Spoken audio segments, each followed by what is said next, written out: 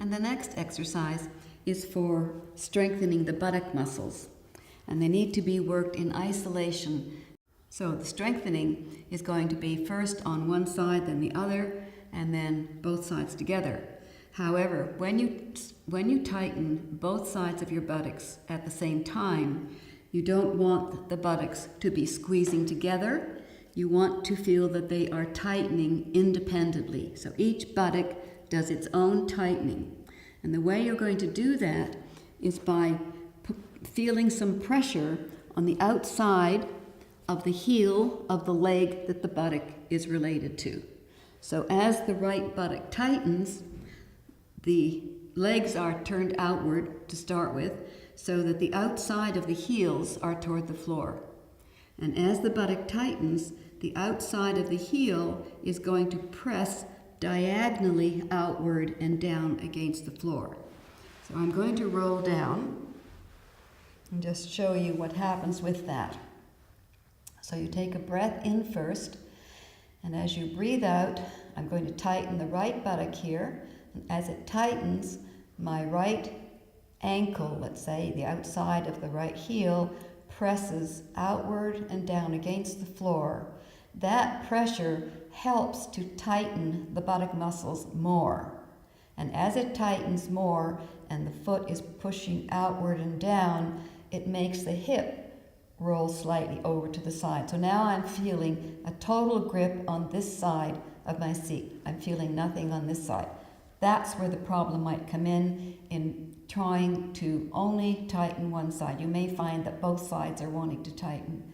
So really focus on only using the pressure from the heel to help you tighten this side. And then when you relax the muscles, relax them slowly, because there will be many different muscles that you will be engaging as you tighten. And if you just let them all go quickly and drop, you won't feel the different muscles that have been engaged. So as you release them slowly, it will feel possibly a little spastic, because one muscle lets go and then the other lets go, and that's fine until they've all dropped. So just be aware that is happening, and that's perfectly natural until your muscles are used to doing this sort of thing. So then you would tighten the other side with the seat tightening and the outside of the other heel pressing, and now the hips are tipping a little toward the other side. In this, you may find other muscles through your body are wanting to come into play and grip. So as much as possible, just focus all of your energy into simply making a fist with one side of your buttocks, and then feeling the pressure on the outside of the heel. It's a little bit like a teeter-totter going sideways. As the teeter-totter comes here, the other side is going that way. And letting it relax. Okay, the right side tightening, feeling the pressure from the heel, and slowly release.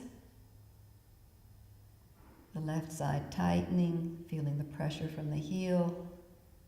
The abdominal muscles are sunken, slightly drawn in. Chest is relaxed.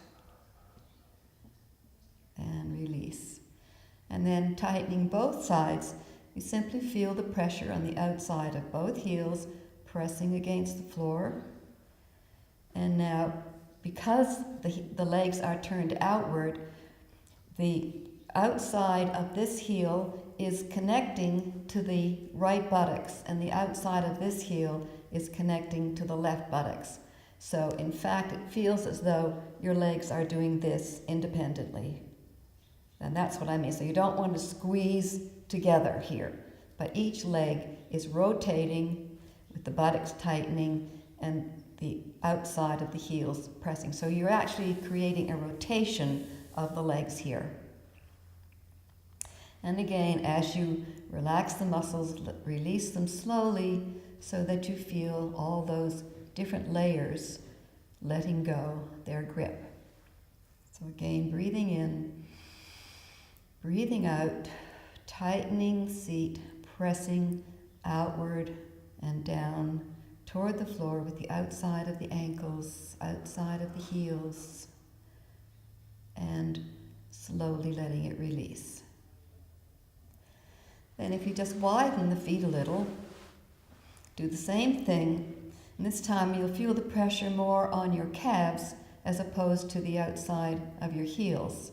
But essentially, you're doing the same thing, tightening the seat, feeling the pressure from the calves, and really focus on almost pushing the bottom of your pelvis up here. So as you tighten, you're not tightening and getting any waist raising here. You don't want the waist to come up.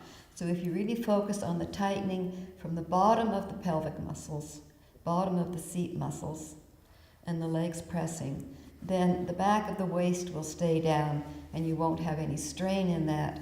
The stomach will feel quite sunken into you. And then the third variation of this is with the feet again hip width apart, but bringing the feet up under the knees.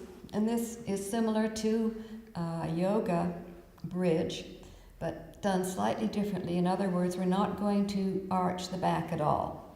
So you take a breath in, and breathing out, you think of doing rather a pelvic tilt. So again, the bottom of these seat muscles are pushing up as though they're trying to push the hip joints up toward the ceiling. So the stomach is dropped, the chest is relaxed, and all the energy is going up from these bottom seat muscles into the hip joints. Not looking to get into the arch here and make a big bridge, but just focusing on strengthening these muscles, the bottom of the pelvis, and pushing the weight of the body upward. You feel the pressure from the heels rather than from the front of the feet, because the front of the feet starts to go into the arch here again. If you press from the heels, it keeps the pressure on the bottom of the seat muscles. And you may start to find that you're quivering here and that the seat muscles get tired very quickly. Even with the ones that we just did on the floor, they can tire quite quickly because they haven't really been used in this way. So whenever they get too tired, you would just slowly lower your hips to the floor. And once you touch the floor, then relax all the muscles. So after you do an exercise where you're just holding up for a period of time, as long as you can, to strengthen those muscles, and lowering down, then it's good to do a sequential movement up and down, because it again requires a different sort of control of those muscles. So you would take a breath in, breathing out, and this again is in a 4-count sequence.